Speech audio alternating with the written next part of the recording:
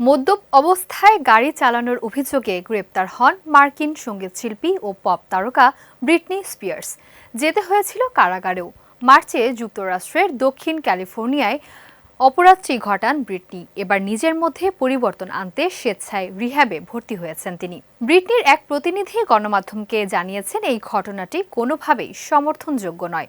তবে ব্রিটনি বর্তমানে আইনের প্রতি শ্রদ্ধাশীল থেকে নিজের জীবনে প্রয়োজনীয় পরিবর্তন আনার সঠিক পদক্ষেপ নিচ্ছেন। এই কঠিন সময়ে তার সন্তানরা তার পাশেই থাকবে। একই সঙ্গে তার পরিবারের সদস্যরা তার সার্বিক কল্যাণ নিশ্চিত করতে একটি দীর্ঘমেয়াদী পরিকল্পনা নিয়ে কাজ করছেন। ব্রিটনি স্পিয়ার্সের মাদকাসক্তি ও মানসিক স্বাস্থ্য সংক্রান্ত জটিলতা দীর্ঘদিনের। 2007 সালে মাথা ন্যাড়া করা ও অন্যান্য বিতর্কিত ঘটনার পর তিনি চিকিৎসার জন্য হাসপাতালে ভর্তি হন।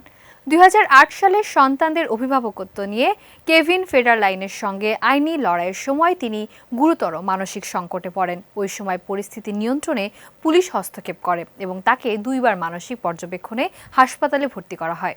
2008 সালের ঘটনার পর আদালতের নির্দেশে ব্রিটনি স্পিয়ার্সের ওপর কনজারভেটরশিপ জারি করা হয়, যার ফলে প্রায় 13 বছর তার ব্যক্তিগত জীবন, ক্যারিয়ার ও অর্থনৈতিক সিদ্ধান্ত তার বাবা জেমি স্পিয়ার্সের নিয়ন্ত্রণে ছিল।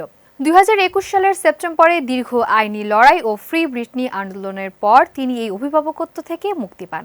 সম্প্রতি রিহ্যাবে তার ভর্তি হওয়াকে ভক্তরা স্বাভাবিক জীবনে ফেরার ইতিবাচক পদক্ষেপ হিসেবে দেখছেন।